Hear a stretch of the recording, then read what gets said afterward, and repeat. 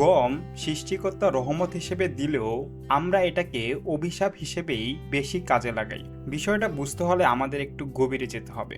গমের ইতিহাস বেশ পুরনো, হাজার হাজার বছর ধরেই মানুষ গম চাষ করে আসছে। শুরুর দিকে গমকে চিবিয়ে খেলেও সময়ের ক্রমে এটিকে পাথর দিয়ে গুঁড়া করে রুটি বানিয়ে খাওয়ার প্রচলন শুরু হয়। বর্তমান পৃথিবীতে সবথেকে বেশিরভাগ খাবারই গম থেকে তৈরি হয়, যেমন রুটি, কেক, পাউরুটি, পাস্তা, এমন হাজার হাজার খাবার যা আমরা সচরাচর খেয়ে থাকি এগুলো গম থেকেই তৈরি। এগুলো তৈরি করার সময় গমকে রিফাইন্ড বা প্রক্রিয়াজাতকরণ করা হয়, যার ফলে গমের বেশিরভাগ পুষ্টিই নষ্ট হয়ে যায়।